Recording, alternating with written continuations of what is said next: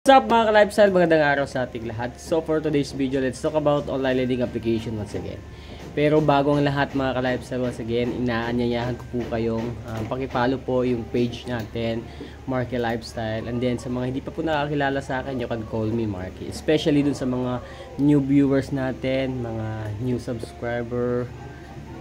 Napapadaan lang, please don't forget to like this video and then paki-share na rin, and then don't forget to subscribe. So yun na nga mga ka-lifestyle, mahalaga yung pag-uusapan natin ngayon, kasi yun yung mga common problem na always natin nababasa sa mga comment section ng mga videos natin, yung mga katanungan na walang katapusan, anyways, hindi naman tayo nagrereklamo if paulit-ulit yung mga tanong ng mga subscriber natin, mga viewers natin, as long as alam natin yung sagot, sinasagot natin yan, kasi yun naman talaga yung rule natin, yun naman talaga yung ginagampanan natin sa ating channel, maghatid ng mga ideas, konting kaalaman, tips about sa online lending application, kung paano i-handle, so in-express natin or sinishare din natin, of course, yung naging experience natin during yung hard fought natin sa laban sa mga online lending application, so yun na nga mga ka-lifestyle, unang-una mga ka-lifestyle,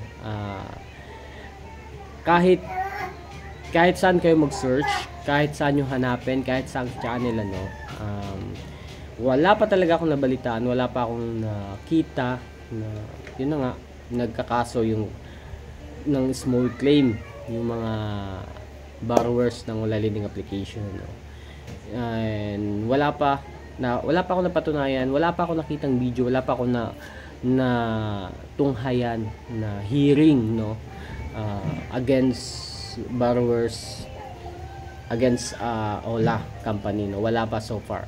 So whether you like it or not mga ka-lifestyle, hanggang nakukontak pa kasi kayo ng mga Ola agent, Ola representative,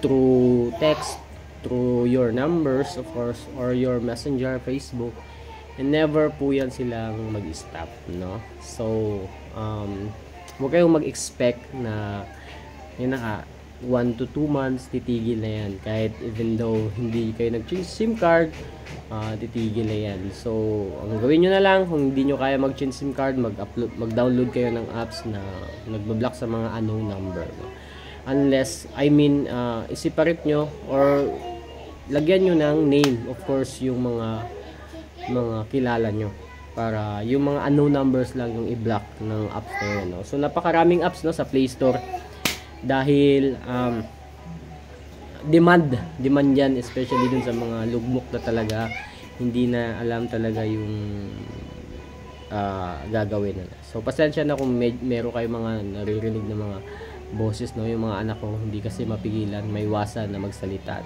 so ganun pa man mga ka-lifestyle, hindi po scripted yung mga pinagsasabi ko dito, hindi po lahat, bukal po to, and then based on sa research natin, based on my own experience, so regarding dun sa mga kumakalat na mga online lending application sa mga iba't ibang klaseng social media, especially sa Facebook, napakarami nagkalat, scam po yan, maniwala kayo hindi. Actually ni-review na po yan ni Sir Pat Quinto, so marami na mga Ola Defender, Ola reviewers yung nagbibigay ng testimony, nagbibigay ng statement, nagbibigay ng idea kung gaano ka-scam tong mga link na mapupuntahan nyo sa social media, especially sa Facebook, so scam po talaga yan, kasi nasubukan ko na po yan dati, dadalhin po kayo nyan sa Telegram nyo, so sasabihin na bago nyo ma-withdraw yung mahigit 6,000 yata yon, kailangan nyo mag-deposit ng 8,000. So yun yung mga ano nila, yun yung mga strategy nila, bulok na strategy. Actually maraming na naloloko nito, especially yung mga hindi masyadong nakatutok sa social media, sa YouTube, sa ganyan, sa mga social media na mga hindi masyadong nakakapanood ng ganitong klase yung mga videos, maraming naloloko, especially yung mga matatanda, yung mga nasa remote control area, madaling maloko sa mga ganun. And the same time mga ka-lifestyle, huwag kayong basta-basta maniniwala sa mga third party, no, na tumatawag sa inyo, especially sa mga emails, no, nagpapanggap na third party sila yung humahawak ng account nyo. So pababayarin na kayo ng 1,000 pesos. So yun yung pinaka minimum nila. Once na nakapagbayad na kayo, akala nyo okay na, hindi. Pag open nyo sa apps, nandoon pa rin yung balance nyo. So huwag kayo basta-basta maniniwala sa mga ganung klaseng strategy, no. So pasensya na kung minsan inuulit natin yung yung topic natin, kasi marami kasing nagtatanong kahit i-check niyo yung mga comment section ng mga videos natin, maraming mga katanungan. Ganun pa man, syempre sinishare ko sa inyo para at least paano yung mga new viewers natin alam nila yung gagawin nila, So again mga ka-lifestyle, meron din ako nabasang comment kanina na sabi na yung mga online leading application agent hindi na daw masyadong harass, pero hindi ako naniniwala doon, karamihan talaga mga agent is harass talaga. 1 to 2 days before ka mag-due, kukulitin ka na, tatawagan ka na at sasabihin, ito pinakamalupit pa, tatawagan ka na tapos sasabihin na magbayad ng maaga para tumaas yung credit limit, pero in the end of the day, nagbayad ka ng maaga, na-reject ka. Ganun ka sinungaling, ganun ka scam karamihan ng mga online leading application company, So may nagtanong din sa akin, napakarami mga tanong, hindi ko na maalala yung iba. So may nagtanong din sa akin, ano daw yung para sa akin legit ng mga online leading application, So actually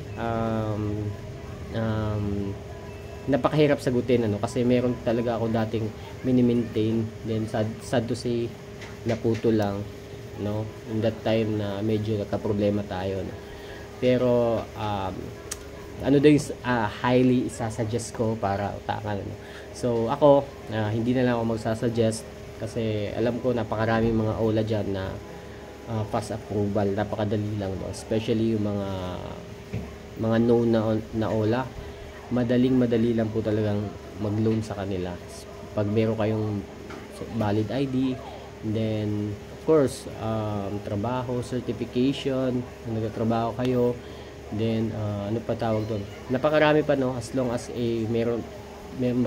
mapatunayan nila, ma-prove nila na meron kang regular na work, matik po yan, approve ka. So napakaraming mga online leading application, and higit sa lahat, kahit paano yung mga online learning application talaga is malaking natutulong, especially dun sa mga nangangailangan agad-agad ng pera, Ito yung pinakamadaling takbuhan ng mga kababayan natin. But yun na nga, sad to say, mayroong mga ibang nakikisimpatya, kumbaga naglo-loan kaliwat kanan, and then yun na nga, hindi na binabayaran. Yun yung mga OLA farmers, So nadadamay talaga, particular na yung mga totoong biktima talaga na wala nang kakayahang makapagbayad, sobrang lugbok na stress na. So again, wag niyo lang dagdagan yung mga problema niyo, wag niyo na lang kayo mag-loan sa iba't ibang OLA para dahan-dahanin yung bayaran kung kaya nyong bayaran, para maluwag sa kalooban. So yun mga ka-lifestyle, again, sana wag po kayong magsawang sumuporta, manood ng mga videos natin, and then wag po kayong mag-skip ng ads, kasi sa ganung paraan doon lang po kayo nakakabawi sa amin sa hirap pagod sa pag-research kung ano yung posibleng i-share namin sa inyo na malaking maitutulong, malaking impact. And then by the way guys, wala na akong masyadong balita dun sa mga yung mga nakikipaglaban against sa mga online lending application company, like sino pa yun, basta marami, wala na akong masyadong balita, so far yung mga OLA depender na lang sa YouTube channel yung masasandalan natin, So when in time of crisis na yun na nga, na akala natin wala nang solusyon sa mga problema natin. So again mga ka-lifestyle, kahit pa ulit-ulit yung mga sinishare natin, at least kahit pa paano, no, yung iba na hindi alam kung ano yung gagawin, merong idea, di ba? So kung hindi mo nagustuhan yung video natin, wag nyo lang tapusin hanggang dulo. Pero kung nagustuhan nyo, please don't forget to like, share, subscribe sa ating channel, ano. So yun, sa ganun, in that way mga ka-lifestyle, lalawak yung channel natin, then marami yung makakaalam na, no, makakaalam na meron pala ganitong mga channel, no. Hindi lang puro promote. Isa pa kasi ang promotion. Yan talaga yung nagbibigay ng problema ngayong panahon, ano, kasi especially maganda yung pagkaka-promote, sasabihin na zero interest, pero yun nga, meron palang interest. Correct me if I'm wrong, no, lahat ng online learning application na nalulunan nyo is wala kayong makikita, zero interest. Lahat po may interest po yan, ano. Doon po kasi sila kikita, no. So huwag kayong maniniwala sa mga ganong klaseng mga propaganda, no, kasi kayo lang din yung maluloko mga ka-lifestyle. So yun na nga, no. Then don't forget also to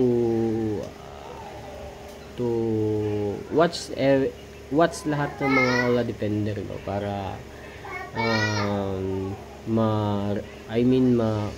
compare nyo yung mga statement na binibigay namin, para kahit papaano maging concrete yung mga binibigay naming ideas, no. So yun, ano.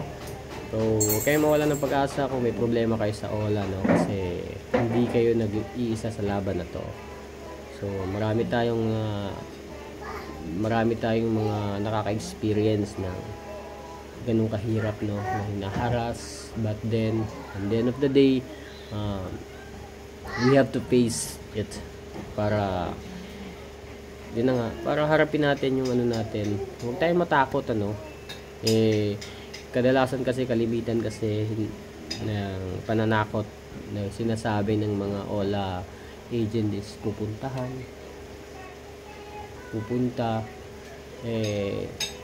paano kung nasa Mindanao, pupunta ba sila?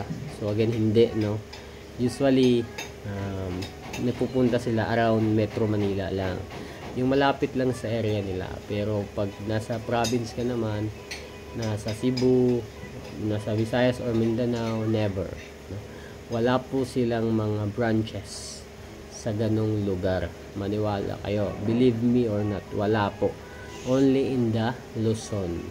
In fact mga ka-lifestyle, meron akong isang apps na napuntahan, no, na only in the Luzon area lang yung pwedeng maka-loan. Nakalimutan ko kung anong loan option, pero meron ganun. Kasi nga nasa Luzon area lang karamihan, ano. So yun, ano, again, sa mga nagdo-loan sa mga online lending application, especially ginagamit lang sa mga casino games yung niloloan nila, iwasan nyo na po yan. Alam ko mahirap humanap ng pera, no, pero sana